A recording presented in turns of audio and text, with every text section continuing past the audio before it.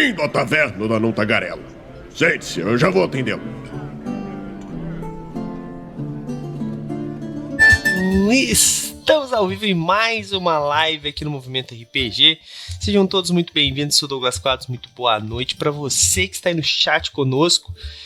Quem é que tá no chat conosco aí já fala, estou no chat com vocês, muito importante pra gente saber que vocês estão aí, pra Twitch saber que vocês estão aí, porque se você estiver no chat aí comendo pipoca, só escutando nossa conversa, a Twitch fala assim, será que não é um bot? Não vamos contabilizar, vamos sacanear, quer dizer, não vamos contabilizar essa galera. Então é bom a gente chegar e falar que veio assistir, fala só um oi, tô aqui, manda só um emoji, qualquer coisa, a gente já tá valendo. A pipoca acabou de acabar. Putz, demoramos. Desculpa, Altíssimo. Prometo que não vai se repetir. Mentira.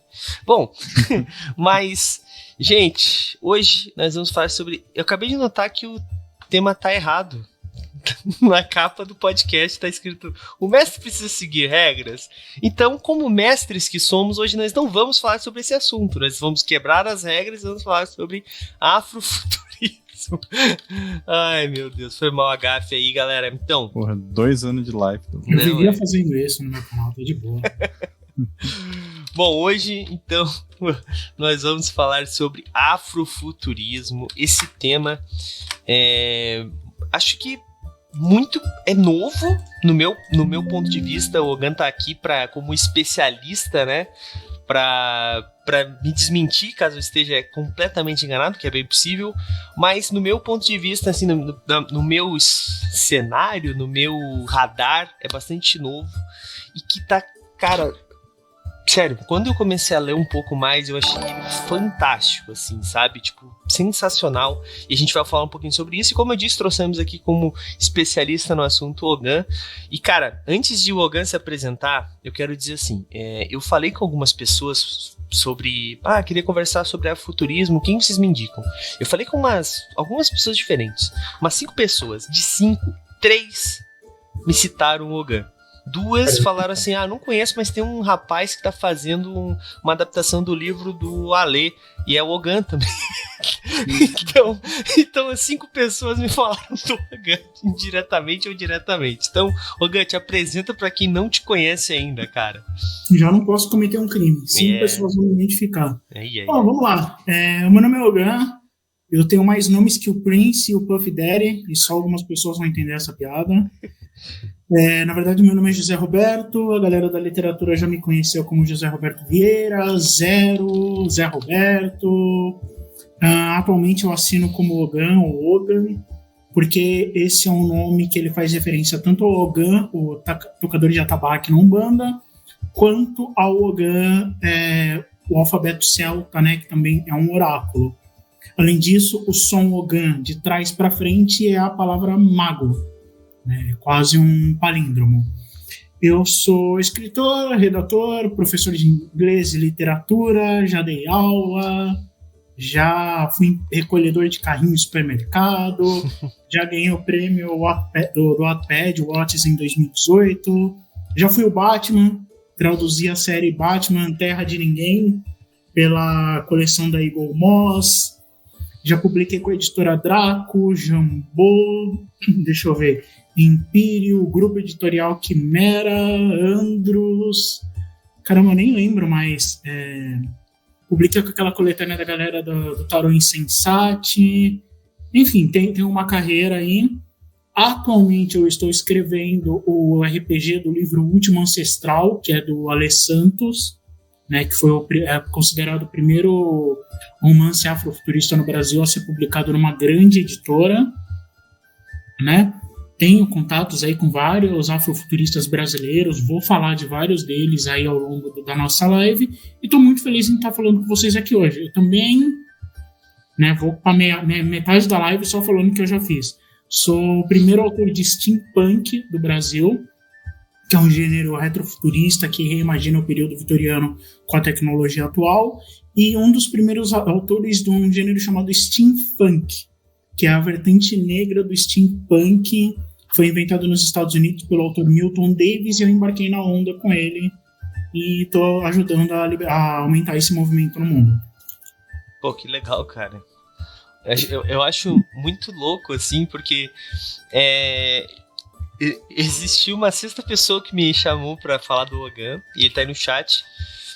Falar com o Logan, na verdade, ele tá aí no chat, foi o Herpes, do Ideias Arcanas, mas foi pra um outro assunto, não tem a ver com afrofuturismo, tem a ver com steampunk, eu não vou falar o que é ainda, porque isso é segredo de estado ainda, mas, cara, muito louco. E, cara, que currículo. Então, galera, o Logan falou que ele vai citar referências, coisas e tudo mais. Então, papel e caneta é sempre muito importante na sua mão para depois você ir buscar essas referências, porque tudo que a gente fala aqui vocês não vão lembrar, né? Porque vocês são safados. Mentira, porque vocês esquecem que nem eu. Então, assim, gente, muito importante depois expandir ainda mais o nosso conhecimento procurando esses outros autores. A gente vai deixar os links aqui embaixo também, né? Douglas, como assim aqui embaixo? A gente tá na Twitch. Você tá na Twitch, mas tem gente que tá vendo a gente no futuro, você mesmo do futuro, que tá aí no Spotify ou lá na rede vermelha de vídeos, começa com Y, tá aí no chat os links que a gente comentar, tá bom? Vou me esforçar para botar. Então, por favor, vai lá e dê um page view no nosso site, ou então entra aí e olha os comentários que vai estar aí os links para vocês, tá bom, gente? E também já segue a gente, tá? Se você tá vendo isso na Rede Vermelha, segue a gente aí, muito, muito importante. A gente precisa chegar nos 1000 inscritos, a gente tá quase lá. Talvez a gente já tenha chego, mas isso é muito legal se a gente conseguisse bater essa meta o quanto antes. E se você tá escutando isso em algum agregador de podcast, segue a gente também e avalia, tá? 5 estrelinhas aí que a gente merece. Bom, agora vamos pro chat não, olha só. Eu tirei a barba, eu perdi o resto que eu tinha dos neurônios, Raulzito. Tu já notou, né? Não sei o que acontece comigo. Eu queria comentar que deu 11 minutos antes de citar o projeto secreto ali. Eu não falei o projeto secreto ainda. Tu não falou qual era, mas tu citou o projeto secreto. Assim. É verdade, então. Minha aposta é que até o fim da live tu revela sem querer. Vamos lá, vamos fazer um jogo aí, então. Bom, mas então, vamos lá, afrofuturismo. Então vamos começar por aí já, Logan. Eu falei que é um termo recente, que o Herbst me corrigiu muito bem. Na minha bolha, ele é recente. Tô enganado, realmente é um termo bastante recente. Como é que é isso? Como é que tá na timeline esse termo? Cara, eu concordo com você. O afrofuturismo, assim como o cyberpunk, ele é historicamente falando, assim, ele é um termo novo. Né? A gente tá falando aí da década de 1960, 1970. Então, quando a gente compara isso com história humana, por exemplo, foi ontem, né? Foi tipo, sim, os meus pais, os seus avós. Eu acho que vocês são mais novos do que eu. Pouca coisa, não sei, mas também não importa. Vamos lá. O afrofuturismo é um termo que ele na verdade, assim, o berço dele é na década de 60, da década de 70, ali com o Sun Ra, que é um músico de jazz, instrumentalista, um cara maravilhoso, que inclusive tem, né, Pode falar das redes de música aqui? Pode. Que tem no Spotify. Só não pode falar do nosso concorrente. Daquele lá. É o Sun Ra, né? Que ele é todo experimentalista e tal. E aí a ideia dele é que a Terra não é segura para o povo negro. E aí ele, como grande emissário dessa mensagem, tem a ideia de levar a gente para o espaço. Pegar o povo negro e levar o povo negro para o espaço. E ele reafirma, né, a questão do space is the place, o espaço é o lugar. Então, no futuro, o povo negro, a saída que nós teríamos é embarcar em naves e ir embora. Essa ideia ela começa a ser pega ali na década de 70 por artistas plásticos, outros músicos, ela vai germinando, até que ali na década de 90, 94 mais precisamente, agora eu vou dar uma lida aqui, tá? O Mark Derry, que é um jornalista, ele vai fazer uma entrevista com 3 artistas negros, que é o Greg Tate, a Tricia Rose e o Samuel Delany, que são escritores, artistas de teatro e tal. E aí ele quer questionar essas pessoas sobre a ausência de ficcionistas negros, nos Estados Unidos principalmente. E eles começam a, não só ficcionistas negros que escrevam ficção de alguma forma, mas ficcionistas negros que façam ficção negra, que tenham protagonistas negros, que falem sobre questões negras, sobre a humanidade do ponto de vista da negritude. E aí ele sai assombrado, né, com essa galera e, tipo, uau, né, não conhecia. E aí o que se diz é que o Mark Derry cunhou o termo afrofuturismo a partir dessa entrevista. É o que se acha muito por aí. A real que vem à tona depois, em conversas com o próprio Samuel Delany Cash, acho que ele está vivo ainda, se eu não me engano, mas está bem, bem velhinho, foram os entrevistados que criaram o termo. Entendi. Entendeu? Então, e aí, mas então não é uma... Não tem uma... Como é que eu posso dizer? Ele não tem um manifesto, assim, tipo... Isso. Tipo, sei lá, fazendo uma comparação esdrúxula, assim, tipo o modernismo brasileiro, que tem... Tipo o modernismo e o próprio cyberpunk. Uhum. O cyberpunk, você tem o William Gibson e existe um manifesto cyberpunk, né? Na internet você acha, eu não lembro quem escreve, não sei se foi o próprio William, mas você acha o manifesto cyberpunk por aí, ou você acha, tipo, não, ó, essa obra aqui, acho que é o Neuromancer, essa obra é a obra fundadora do cyberpunk. Isso não acontece com o afrofuturismo, entendeu? A gente não tem uma obra assim, que é a obra que é a pedra fundamental do movimento. A gente pode falar do Sun Ra na música, né? E aí você interpreta a música como literatura, um tipo de literatura, se a gente tomar literatura como arte com palavras, mas a gente não tem um livro que a gente pega e fala, cara, eu tô tentando achar um livro aqui, eu tenho 50 livros na casa e não tenho do meu lado. Esse livro é o livro que fundou o afrofuturismo, então tudo vem a partir dele. Por um lado, isso é ruim, porque a gente carece de uma identidade afrofuturista, né? Uma identidade que fale pra gente assim, cara, esses aqui são os parâmetros. Por outro, a gente não cai na armadilha do cyberpunk.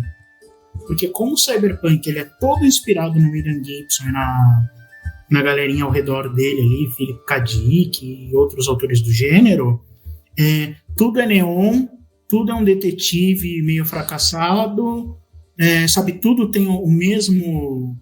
mais ou menos o mesmo tom, e aí fica muito difícil de você fugir dos clichês do gênero. Sim. Uhum. Sim.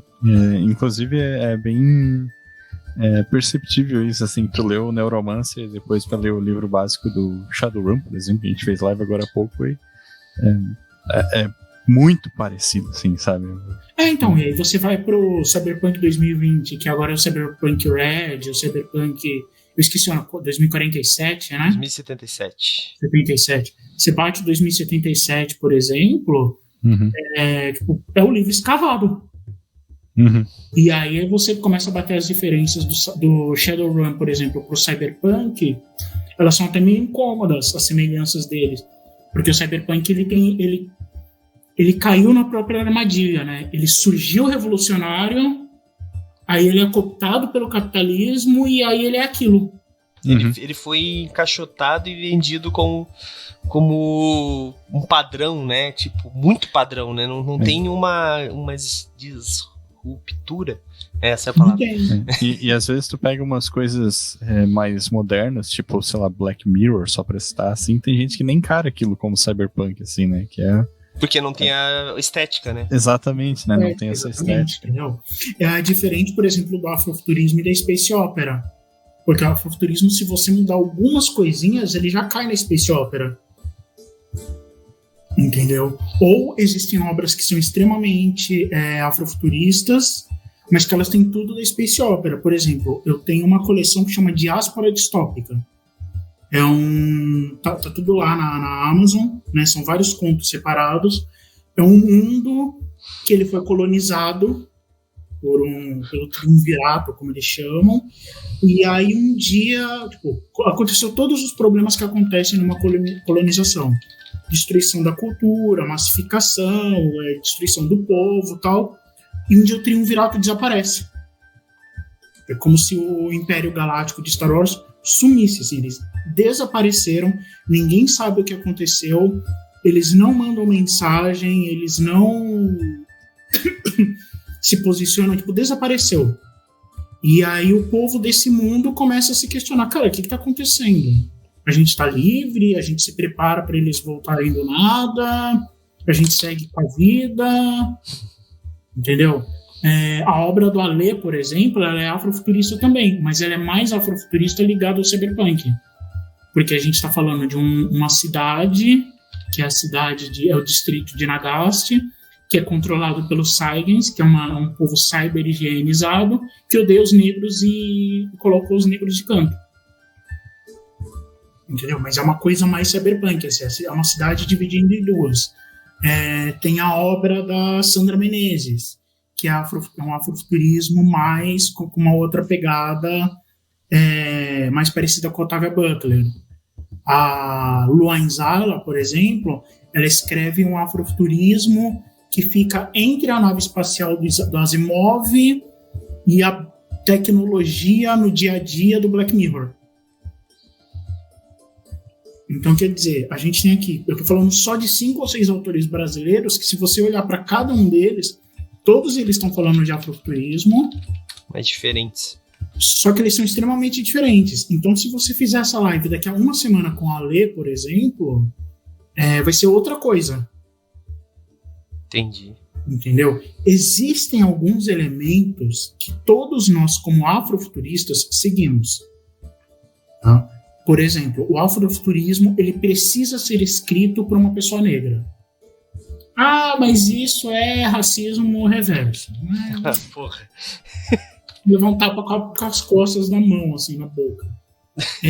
Não é. Por quê? Porque o afrofuturismo... Porque não existe racismo reverso. Começa por aí, mas tudo bem. Mas vai, continua. Desculpa te interromper, Algan. Racismo estrutural, blá, blá, blá. Tipo, tudo aquilo lá que você já devia saber. Além disso, o afrofuturismo ele parte de um pressuposto que eu vou chamar de um acordo. Que é o acordo que o autor ou autora negra tem com a pessoa que está consumindo a obra. Seja na música, na arte plástica, na literatura. Tá? Eu, como autor, tenho um compromisso espiritual, intelectual com você e que a minha vivência como ser humano vai passar para você pelo livro. E você, como leitor, seja asiático, japonês, chinês, Oriente Médio, negro ou branco, você perpassa por essas características para consumir o livro, para consumir a obra e ter essa conexão comigo. Se eu tiro a autoria negra disso, eu derrubo a pirâmide. Que na verdade não é nem uma pirâmide, né? Porque eu tiro só a base dessa casa chamada afrofuturismo. E os personagens do afrofuturismo eles precisam ser negros. Pela mesma razão. Porque eles têm que perpassar por essa cultura e essa vivência e servir para ter algum efeito dentro da história. Nem que seja retratar eventos reais ou trabalhar na ficção.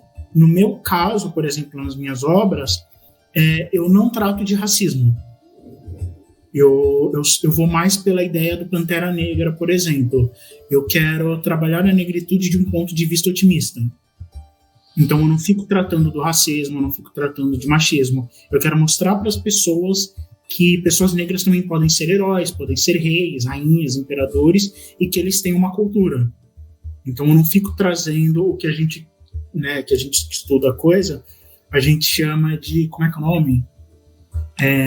Suffering porn, eu não sei traduzir isso para português, tipo, pornô de sofrimento. Uhum. Sabe, quando a gente pega o sofrimento e fica transformando ele em espetáculo para ganhar engajamento? Sim. Entendeu? Então, é isso. Entendi. Mas, cara, eu acho que a gente já entendeu bastante da história por trás, a gente começou a entrar no que é, mas agora vamos botar uma pedra assim, ó, fundamental. O que é afrofuturismo? Tu já falou alguns dos elementos, né? Precisa ser escrito por um escritor negro, né? Precisa ter personagens também negros. O que mais precisa ter para ser o afrofuturismo? Primeiro, né? Vou dar só um exemplo que eu imagino, né? Nós temos 2 RPGs que eu conheço. Temos Mojubá e Kalimba. Kalimba não é afrofuturismo, porque é fantasia medieval.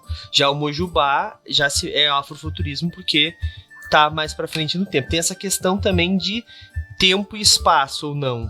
Tem, ele precisa estar meio que localizado, assim, ou localizado projetando o futuro, por isso que ele é futurismo, né? Ou estar no futuro. Entendi. Mas ele tem que brincar com a ideia de futuro também. Ele é afro, mas ele é futuro também. O Mojubá faz isso, né? Ele é meio ficção, ele avança no futuro e tal. Mas o Kalimba, ele é um negócio que pouca gente conhece, que a gente chama de Sword and Soul, que é espada e alma, né? Que é a vertente negra do que a gente tem como espada e feitiçaria do Conan.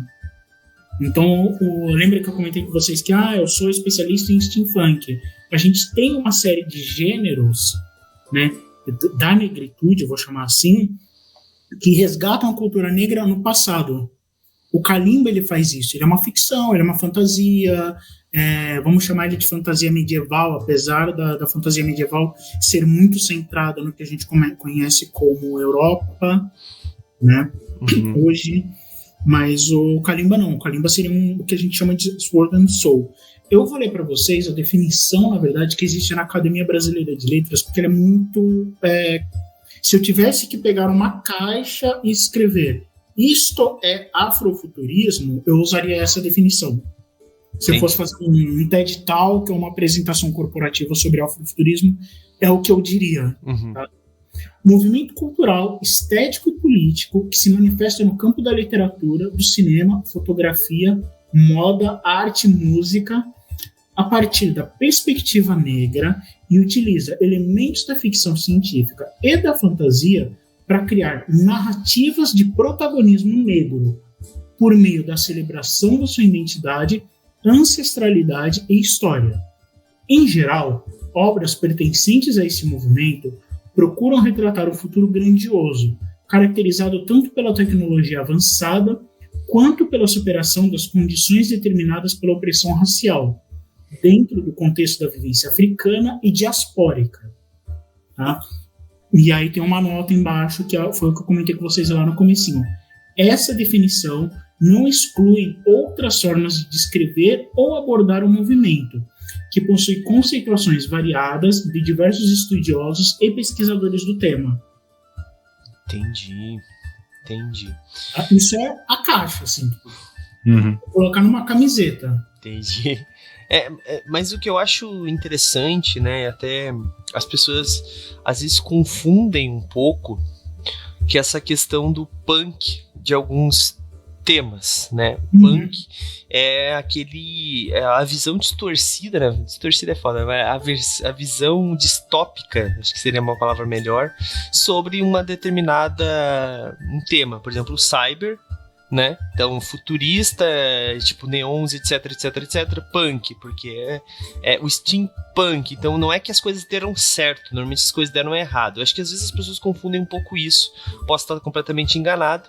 Existe um afropunk também, que daí seria uma coisa muito mais voltada para tudo deu errado e tudo mais, e o afrofuturismo seria uma coisa mais as coisas estão dando certo e vamos pra frente, ou eu tô completamente enganado e o afropunk, que eu imagino, pode entrar no afrofuturismo? Não, a gente não fala, eu particularmente nunca ouvi falar sobre afropunk, tá? Mesmo porque se eu partir do afropunk, a partir do pensamento de que tudo deu errado e a sociedade negra é oprimida e vilanizada pela sociedade como um todo, isso chama realismo. Ia falar isso. Entendeu? Chama vida real. Chama hoje. Mas não existe um afropunk. Se existisse, eu acredito. Eu vou ter que cortar esse assunto para voltar para ele. Certo. Tá? Se existisse, o afropunk seria a cultura afro como disruptora de sociedade e que vai fazer ela se renovar. Por quê? Tá? A gente vai voltar agora lá para o cyberpunk e para os steampunks, stonepunk, essas coisas todas. Todos os movimentos punks literários. Todos esses movimentos, eles são filhos do cyberpunk. O cyberpunk, basicamente, é high-tech, low-life, certo? A tecnologia atinge níveis absurdos, ela é para poucos, o restante está aqui na base, morrendo, levando tiro, passando fome, certo? O cyber está no alto, a sociedade tá punk, a sociedade, os personagens, né, dessas obras, eles são rebeldes, eles são desgarrados, eles são vilanizados, eles são jogados à margem da sociedade, e o comportamento punk deles deveria ser o revolucionário para transformar a sociedade. Né? Steampunk, o que deveria ser? A tecnologia Steam atinge um nível fantástico, maravilhoso dos dias atuais, só que a sociedade não acompanha, mas isso é feito no período vitoriano, na época das máquinas a vapor. A gente devia acompanhar as histórias a partir do ponto de vista dos pobres, dos sindicalistas, dos revoltados e marginalizados, tentando derrubar essa sociedade e provocar uma revolução. O que aconteceu? Né? Qualquer coisa punk que a gente traga para cá, teoricamente, ela deveria ser o prefixo potencializado, atom punk, diesel punk, com a sociedade revoltada tentando promover uma revolução. Só fazendo um parênteses, é que tem essa confusão de muitas pessoas entender esse punk como se fosse um sinônimo de uma estética, né? E não é, na verdade. Né? É aí que eu ia chegar. Esses punks dos movimentos literários, eles perderam força. Era para eles serem filosofia, era para a gente estar discutindo marxismo, extrema esquerda, extrema direita, política sem partidarismo, tá? Não estou falando de político, eu estou falando para a gente estar discutindo as coisas mais por um viés político. Sim. Tá? Dentro desses mundos punks. Isso se perdeu, o punk virou estética, foi assimilado pelo prefixo Steam, Cyber, Atom, Elf, Magic, Ether, os milhões de estilos que você quer puxar agora. E o prefixo, né, a primeira palavra que eu trago aqui, ela não serve mais nem como combustível da história, porque as histórias foram homogeneizadas. Então tudo a gente tem aquela estética do prefixo, Steam, Cyber, Atom, Diesel, sei lá o quê, e o punk não serve pra nada. Só tá no nome junto acompanhando. Só tá o nome junto acompanhando porque é legal inventar selo e inventar moda. Entendeu? Sim. É o que eu tento fazer, por exemplo, no meu cenário de Nordara, que é um mundo steampunk. O que o steampunk faz? Ele vem questionar o steampunk e falar por que você consegue reimaginar o passado vitoriano, pensar em máquinas a vapor, pensar em um monte de coisa aí de novas tecnologias e políticas, mas você continua escravizando a África, colonizando a África, criando um negro mágico e personagens negros de segunda categoria. Não, no steampunk a África não será colonizada. A revolução das máquinas, a revolução industrial vai acontecer na África, não na Europa. Os Estados Unidos não vai ter a guerra da secessão, porque os negros vão tomar o controle e vão tomar uma parte do país para eles. Entendeu? No meu caso, por exemplo, eu uso a história dos Bnei Israel, que são os judeus etíopes. E aí eu crio um mundo steampunk mais ou menos vitoriano, né? Com toda aquela estética africana, onde a tecnologia a vapor chegou, só que os deuses enlouqueceram. E aí é um mundo que está lutando contra os próprios deuses. Entendi. E, aliás, eu quero transformar isso no RPG um dia, mas outra vez. Eu falei tudo isso para a gente juntar toda essa informação e jogar para o afrofuturismo. Por quê? Porque o afrofuturismo, ele não pressupõe otimismo. Assim como ele não pressupõe pessimismo. Existe uma linha filosófica que se chama afropessimismo, que eu não vou falar dela aqui porque eu não domino esse assunto, tá? A não ser que eu pegue uma cola aqui na internet. Não, relaxa. E que assim, vou ser muito grosseiro na explicação. Que o afropessimismo, ele basicamente não tem jeito, não dá pra dar um jeito, não dá pra ser otimista. Tá ruim, vai piorar e a gente vai morrer. Eu conheço bastante gente que tá assim hoje em dia. Não precisa ser nem afro, não, mas gente, a vida é assim.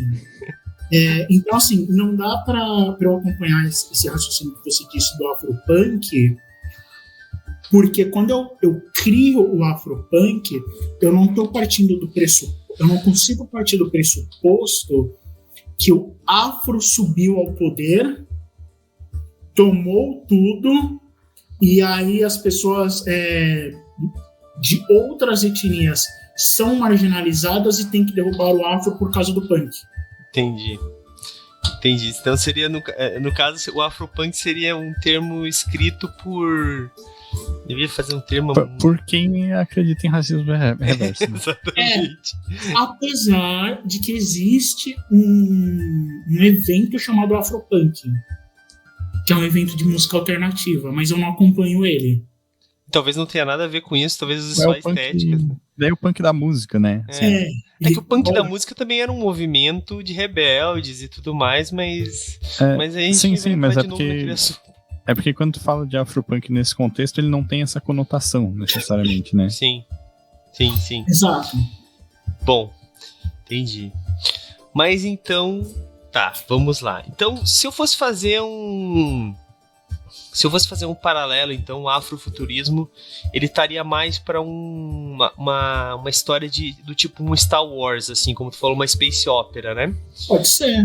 Existem obras afrofuturistas internacionais, ela tem um nome complicadíssimo, eu nunca lembro dela, que é mais estilo Star Wars. Entendi. Então, não necessariamente é um cyberpunk afro. Não tem essa ligação. Saquei. Não. O afrofuturismo, ele vai ter isso, sim. Projeção do futuro, pessoas negras e cultura negra. Entendeu? Ele não vai ter... se você entrar na internet, você vai achar vários tipos de afrofuturismo. Por exemplo, o Pantera Negra é considerado afrofuturismo. Tem gente que considera a medida provisória do Lázaro Ramos afrofuturismo. Entendeu? Desde que eu não esteja no presente, eu esteja projetando, eu esteja falando de cultura negra, eu posso ter um afrofuturismo que não tem nenhuma tecnologia diferente. Mas se passa daqui a 5 anos e tem X e Y questões negras. Entendi. Eu não preciso da tecnologia. Ele não é o ponto mais importante. Mas a gente tem que lembrar de uma coisa. O afrofuturismo é norte-americano. É exatamente isso que eu queria perguntar, cara. Pode falar. O afrofuturismo ele surgiu nos Estados Unidos e ele fala bastante dessa questão da diáspora de vários povos africanos para as Américas, feito de uma forma violenta, assim, né? E eu queria saber, tipo, se é possível ver diferença, assim, entre o afrofuturismo dos Estados Unidos e o afrofuturismo brasileiro, ou então entre o afrofuturismo americano, e se esse termo faz sentido na África também, né, que se eles usam isso lá e tal. Se eu te falar, foi o que eu falei ali no começo, né? Se a gente colocar 30 negros numa sala e perguntar para eles o que é afrofuturismo, a gente vai ter 30 respostas diferentes. Eu vou falar da minha percepção e da discussão que eu tenho com outros autores brasileiros e que eu já tive com alguns escritores nigerianos. Tá? Primeiro, o afrofuturismo, como ele é surgido nos Estados Unidos, ele está muito conectado à cultura norte-americana, à cultura dos Estados Unidos e Canadá. O negro americano, e aí eu vou usar esse termo mesmo, eles que se virem lá, o negro americano, estadunidense, canadense, não vê a gente como negro. Eles veem a gente como latino. Entendeu? Porque a nossa cultura é muito diferente. Não, você é latino, você não é negro. E eu tinha brigas, quando eu morei no Canadá, eu tive discussões com negros sobre isso. Não, cara, eu sou negro. Eu sou parado pela polícia igual você, eu não recebo oportunidades de trabalho igual você. Mas você não recebe porque você é latino.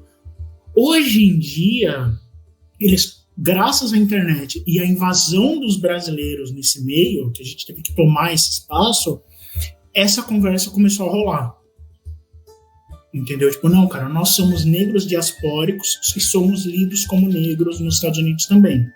Mas o nosso afrofuturismo, ele tem aquela inspiração que é assim, beleza, é mais ou menos isso aí que é afrofuturismo, vou fazer o meu.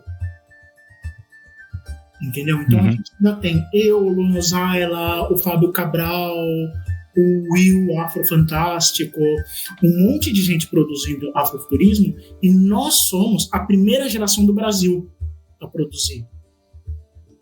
Então a gente está dando os termos. A gente está meio que ditando as regras. É a mesma coisa na África. A África hoje, ela tem dois movimentos. Ela tem o afrofuturismo, só que para alguns africanos, o afrofuturismo, ele não é um movimento africano. Ele é um movimento diaspórico negro. Os negros que são da diáspora, que estão fora da África, criaram o afrofuturismo.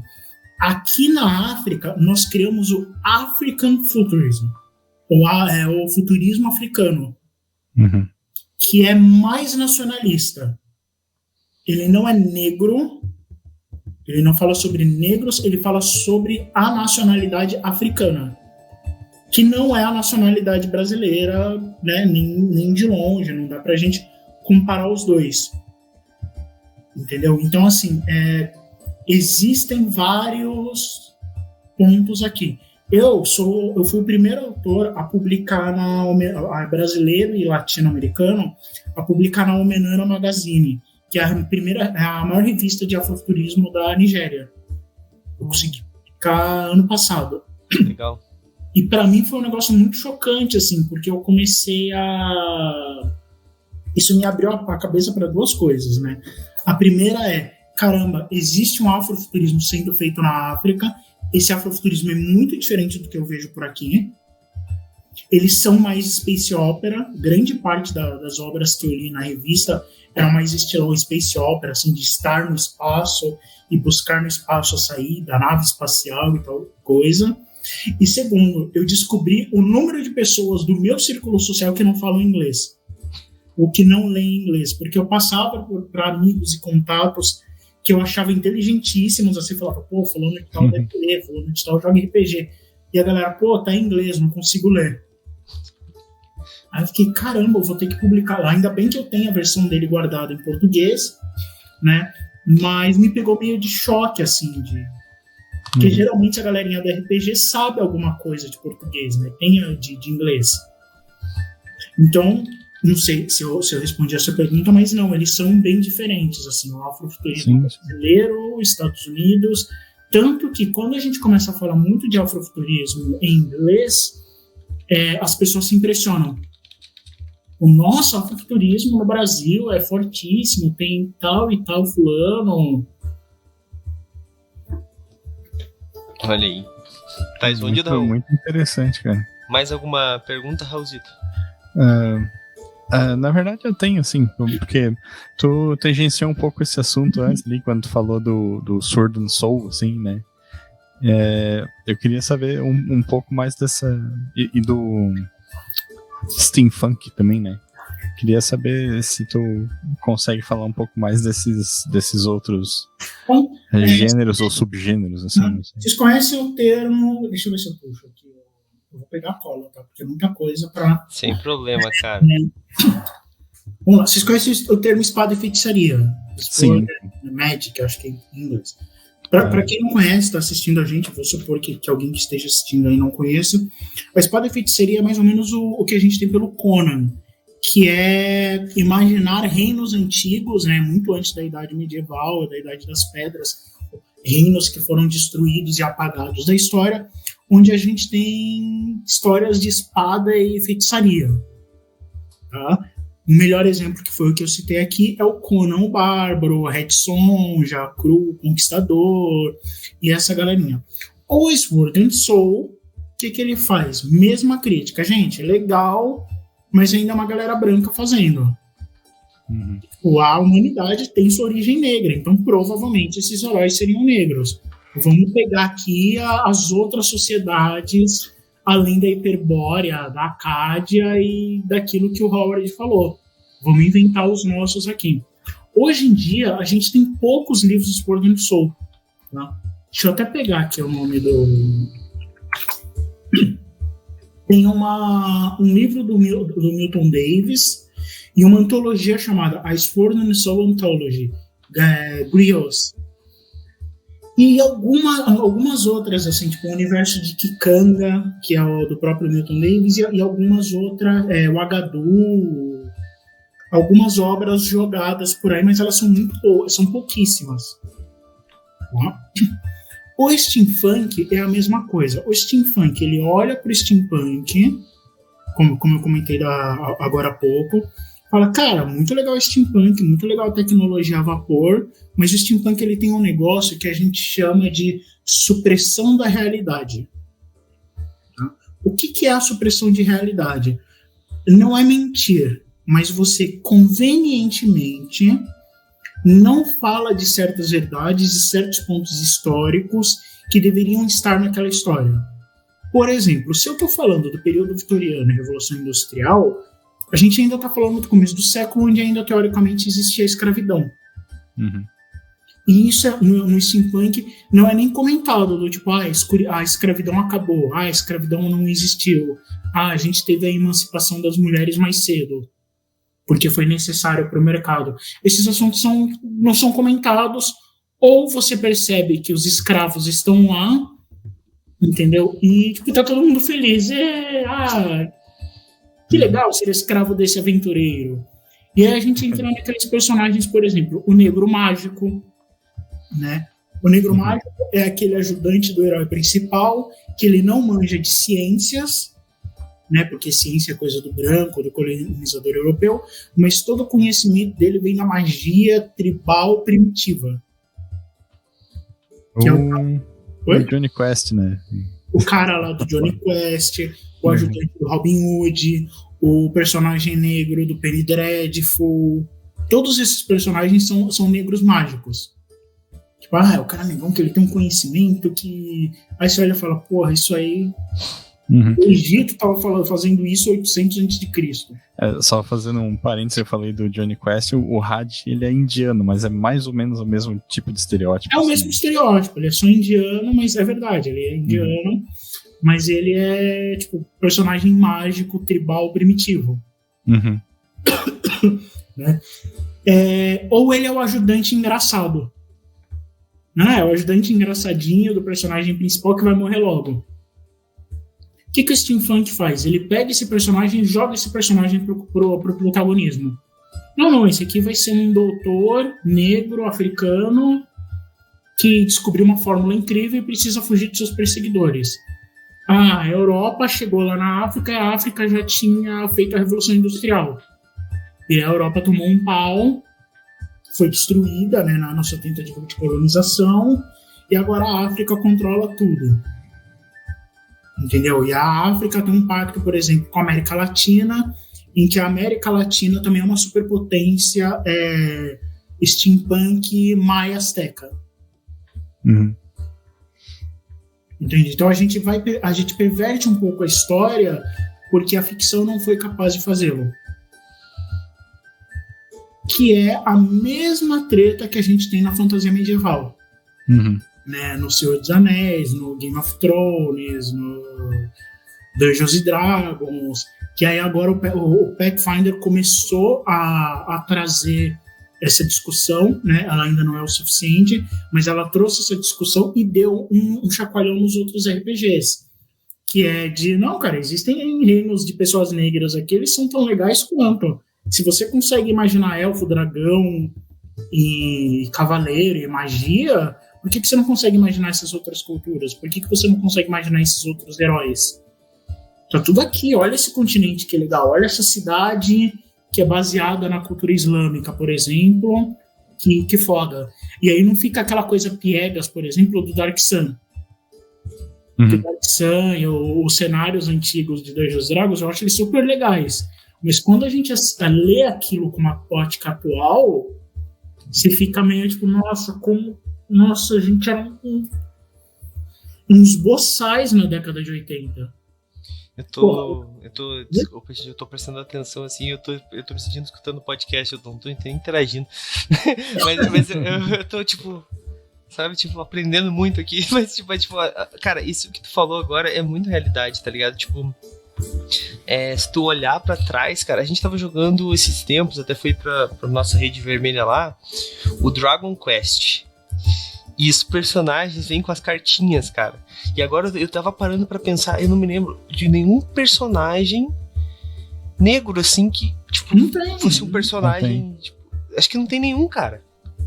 Eu tive uma briga numa mesa uma vez, que a gente tava jogando Tormenta, e eu tenho um personagem de Tormenta que é negro, que é um cavaleiro. E aí eu jogava ele na aventura, às vezes, assim, para os personagens interagirem e tal. Faz muito tempo isso, muito tempo mesmo. E aí os personagens... Aí eu falei, e aí vocês estão saindo da taverna, assim, e vocês veem um cavaleiro negro passando pela rua. Aí eles, um cavaleiro negro? Mas é tipo um paladino da morte? Não, gente, um cavaleiro negro, da minha cor, assim, tipo, mais escuro que eu.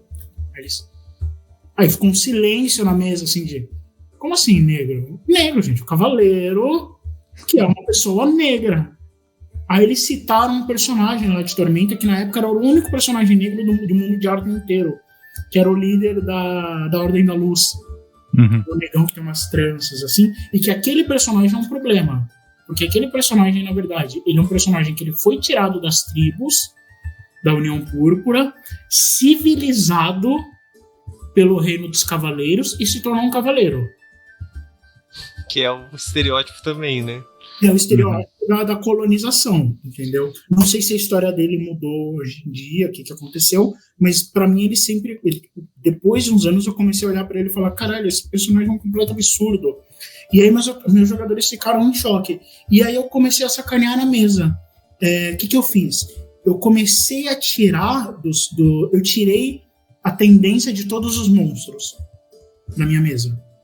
Nenhum monstro mais teria tendência, e a tendência só serviria para os jogadores. Então você podia encontrar um orc que era bonzinho. Você podia encontrar um dragão negro ou um dragão vermelho que era do bem. Não era a cor ou a raça daquela criatura que ia definir a moral dela. E isso obrigou os meus jogadores a se tornarem muito mais espertos dentro da mesa. Porque eles começaram a se deparar com histórias que, por exemplo, o dragão de platina era o vilão. Que uma dragoa negra tinha sido capturada pela cidade e estava sendo julgada porque ela era um dragão negro. Até um paralelo interessante, a gente jogou recentemente, não, mas eu tô editando e tá indo pro quase que eu falo, pra Rede Vermelha, a nossa história em Dark Sunhouse, que tu narrou, e tinha meio que essa pegada, né, tipo, spoiler, galera, se você não jogou, já isso faz muito tempo, tá indo agora, eu sei, mas spoiler aí, tira o fone 1 minuto, mas quem contratou a galera era um mago, né, o cara era pra lutar contra uns caras que eram tribais que estavam atacando aquela cidade, né, Raul? Era algo assim, né? E daí, tipo, na verdade, o vilão era um próprio mago, sabe? Que tava, tipo, escravizando o povo, uma coisa assim, né, Raul? Agora eu não me lembro exatamente a história. Era bem isso, assim, porque as pessoas estavam, entre aspas, atacando a vila, queriam o poço de água delas de volta, assim, né? Eu acho legal a gente tirar a tendência de RPG, Principalmente dos RPGs medievais, porque eles são muito maquiavélicos. Maniqueístas. Maniqueístas, obrigado. Eles são muito maniqueístas. Tipo, isso é bom, isso é mal. E começar... Pode finalizar o seu... Começar a dar susto nos jogadores. Eu fiz isso recentemente. A gente tem uma vila, só pra te explicar, Algan, que toda quarta-feira a gente tem live já há algum tempo, e os patronos, né, os assinantes do nosso site, têm personagens nessa vila. E eles têm que tomar decisões. Todos os meses tem um evento aleatório que acontece e eles têm que tomar decisões com esses personagens, né? Então eles são pessoas que vivem na vila e eles têm que tomar decisões baseadas no que os personagens deles fariam. E um batedor chegou na vila dizendo que um grande grupo de goblins, de goblinoides, estavam vindo na direção da vila. Só que eles estavam trazendo crianças, estavam trazendo mulheres. E daí tinham pessoas dizendo, não, mas esse pode ser a estratégia dos orcs, dos goblinoides de lutarem. Eles levam todo mundo pra batalha. Outras pessoas ficaram, não, como assim? Eles podem estar fugindo de um grande mal. E daí eles tinham 3 decisões. Eles podiam mandar um diplomata, né, um grupo pra ir conversar com eles e ver o que estava acontecendo, atacar, pegar eles na metade do caminho, fazer uma emboscada e atacar, ou se fechar na vila e esperar eles chegarem para combate. Eu fiquei bem assim, feliz que a galera teve gente que votou em atacar. Só que aí também tem aquela questão dos caras interpretando os próprios personagens, né? Pessoas que vieram fugindo da guerra e tal, mas no final das contas a vila decidiu por mandar os diplomatas. E eles descobriram que os caras estavam fugindo de uma doença que estava destruindo as terras deles, estavam voltando pro lugar onde a vila, porque o lugar da vila era no passado terras deles, e eles cederam pros primeiros moradores para ficar lá e tal, tem toda uma história.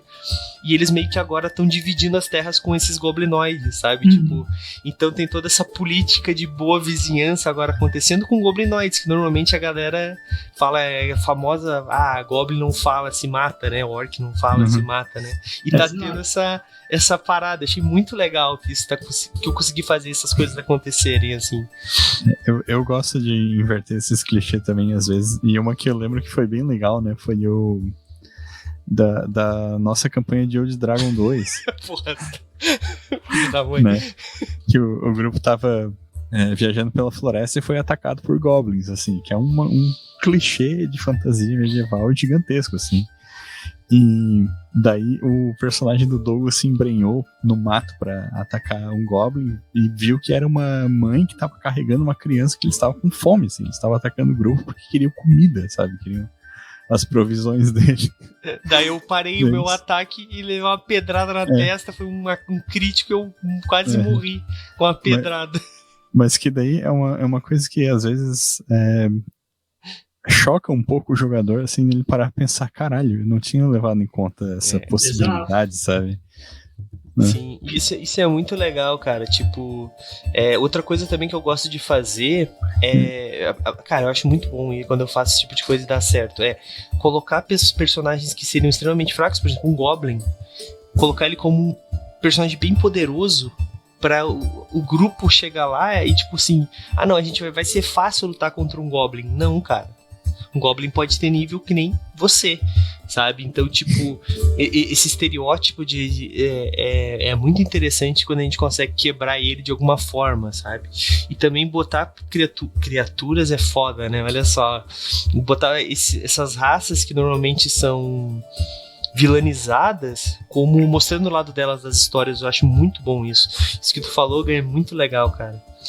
Mas, cara, pode inclusive, eu vou trazer uma observação aqui, que eu, pessoalmente, eu achei uma besteira a Wizards mudar o termo raça. Eu particularmente não gostei também. Por quê? E aí eu vou levar a pedrada aqui. O problema não está no termo. O problema está em como essas criaturas são apresentadas. Tipo, eles jogaram para debaixo do tapete a discussão. Beleza, não usa mais o termo raça porque esses povos não conseguem se misturar, não conseguem ter filhos. Mas se eles têm filhos, tipo, se existe o meio goblin e o meio elfo, então é a mesma raça. Tipo, não é essa a questão.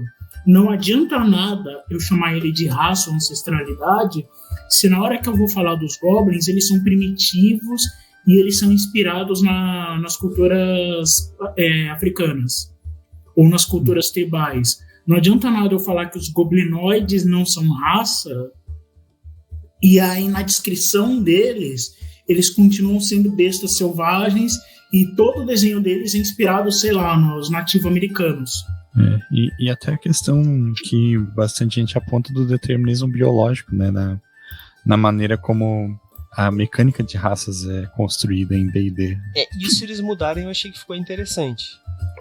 Não, então, o elfo não tem mais destreza, né? No D&D 1 vai ser uma parada assim, né, Raul? A gente falou sobre o D&D 1, sei lá, um zilhão de anos atrás, e eu me lembro que tinha umas questões assim, né? Por exemplo, tu ser um elfo, tu ser um orc, não quer dizer que um vai ser mais forte ou mais fraco que o outro, né? Vai ter umas questões diferentes, né? Isso vai depender de outros fatores, né? Então, esse de atributos, eu fico... É que eu sou muito old school, né? Eu comecei com a D&D, então eu sei que eu tenho aquele apego emocional de, mas eu gostava, tal. Então eu não sei como é que vai ficar. É que é uma discussão complexa, assim, porque uma raça de D&D ou de Dragon 2 que a gente citou aqui, se tu ler a descrição, ele mistura essa questão da biologia da raça com a questão cultural, né? Que é um problema. Isso é um problema. Mas, por exemplo, é que aí na hora que a gente generaliza fica meio esquisito. Mas, por exemplo, como que um minotauro não vai ter maior constituição e força que um ser humano? Entendeu? Porque ele é muito longe do... O elfo a gente entende não ter. O halfling e o anão a gente até entende. Mas o minotauro, por exemplo... Entendeu? O orc normalmente eles são maiores já, né? Os orcs, por exemplo, que são maiorzões, tal... a gente começa a esbarrar em umas coisas bem delicadas assim que a gente fica, puta, agora, como é que eu faço? Eu dou o bônus pro jogador e ele coloca onde ele quer com base na história dele. Então eu falo, cara, se você vai jogar com orc, você tem +2 para colocar onde você quiser e -1 para colocar onde você quiser. E aí você monta a sua história. Ou a gente tira completamente o bônus de atributo e fala, cara, não tem diferença entre ninguém. Será que equalizar todo mundo é a saída? É uma discussão que não tem resposta ainda, e né? que a gente vai ter em outro podcast, porque hoje é Afrofuturismo e a gente já bateu o nosso horário. Então vamos para a nossa rodada final, Raulzito, porque isso é um tema legal, é um tema bem interessante. Tema pra gente botar em pauta aí, chamar uma galera pra ficar 1 hora discutindo e não chegar a lugar nenhum no final. Como toda conversa, né? Mas, cara, é verdade. Isso é uma bela de uma conversa que a gente pode ter aqui.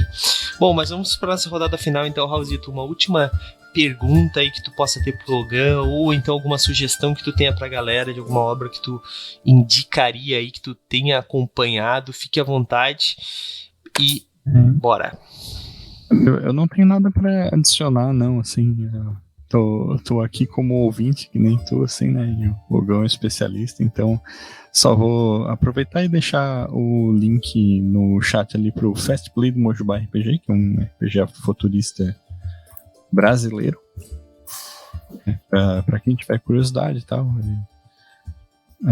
O Fast Play é gratuito, o completo deve estar disponível em algum lugar. Eu só ainda não está. O link. Ainda não está, mas em breve eu sei que vai ficar. Se não me engano, ainda não está disponível, mas está em andamento. Que ele estava no Catarse até pouco tempo. Exatamente. Tá certo. Exatamente. Mais alguma coisa, Raulzito? É isso. Beleza, então, Ogan, o espaço é teu agora, cara, fica à vontade aí pra finalizar aquela rematada final pra galera que quiser conhecer um pouquinho mais sobre afrofuturismo e também já engata aí, faz teu jabá, onde a galera pode te encontrar, depois também já fala, os teus livros, se tiver site, se tiver qualquer rede social, pode divulgar, pode botar todos os links ali que a gente não bloqueia link na nossa Twitch, pode ficar bem à vontade, cara, que o espaço é teu. Gente, agradeço o espaço aqui, foi maravilhoso conversar com vocês. adoro a comunidade RPGista, acho, claro que como toda comunidade tem seus malucos aí que merecem levar uns crocs. É um prazer estar aqui, me sentir sempre abraçado, né, pela comunidade RPGista. Não deixem de ler só as minhas obras, tem a Sandra Menezes, a Alê Santos, o Will Afrofantástico, o Fábio Cabral, muita gente boa fazendo afrofuturismo por aí. As minhas obras vocês encontram na Amazon, elas estão todas lá em formato digital. Eu tenho uma política de deixar as minhas obras baratas para vocês poderem ter acesso. Então, nenhuma história minha custa mais de R$6, mais de R$7, mais ou menos. Mas elas têm muitas páginas, então vale a pena ler. Em breve está saindo aí pela Craftando o Fast Play do Último Ancestral RPG. E até o meio do ano ele vai sair no DOF, se eu não me engano, o Fast Play gratuito para vocês pegarem lá pessoalmente no DOF. E o financiamento também, aí pelo meio do ano, a gente também está lançando. Tá? Todas as minhas redes é Ogan, eu vou até ler aqui, OGHAN, tá? Ogan geralmente imitando, mas se vocês digitarem só Ogan, provavelmente vai aparecer eu. Tanto na Amazon quanto absolutamente qualquer outra rede social. É isso aí. Show de bola, show de bola. Se quiser deixar aqui no Twitch os teus links pra galera, os links que tu quiser, cara. Pô, quero indicar isso. Não manda pra mim tudo lá no WhatsApp, que eu mando pra aqui no chat também. Manda. Beleza? Show de bola, então. Raulzito, faz teu jabá também, pra gente encerrar com chave de ouro. Beleza, vou fazer 2 jabás rápidos aqui, né? O primeiro é um dos textos mais recentes que eu escrevi pro Movimento RPG, do Guia do Mago de Old Dragon 2, que tem aí umas 2 semanas que eu escrevi, eu acho, só que eu gostei muito desse texto, assim, tenho muito orgulho dele e quero que mais pessoas leiam, né? E vou aproveitar e fazer um jabá aqui pros camaradas da Lenin Dragons, né, que hoje começaram na Twitch deles a leitura comentada do Manifesto Comunista. E por que eu vou fazer esse jabá assim? Não que eu queira necessariamente transformar todo mundo em comunista, mas é que a formação política pessoal, digamos assim, através de meme, né, é uma coisa que eu considero muito problemática, assim. Então, vão lá, leiam um material original, leiam os caras originais, mesmo que seja uma leitura dessas comentadas, assim, né, acompanha pessoas lendo lá. É melhor do que simplesmente ficar ouvindo falar das coisas e reproduzindo um argumento que às vezes tu nem sabe se é escrito mesmo lá, né? Então, é isso. Sim. E mesmo que você seja contrário, para você ser contra, você precisa saber o contra o que você é, né? Então, vai lá e escuta os caras, mano. É importante pra... Eu inclusive, adicionando um pouco a isso, né? Tipo, eu passei o link ali da leitura comentada do manifesto, porque são nossos amigos aí da Lenin Dragons, mas também leia, sei lá, vai ler Adam Smith, vai ler outros caras assim pra formar a tua opinião, né?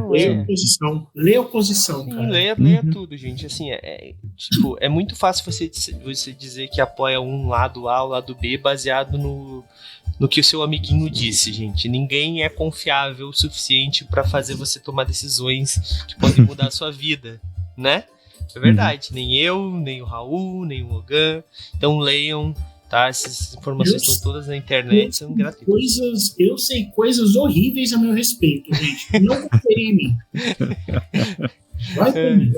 É isso aí. Bom, gente, hoje é segunda-feira, só vou passar o calendário aqui, que essa semana tem muita coisa no Movimento RPG.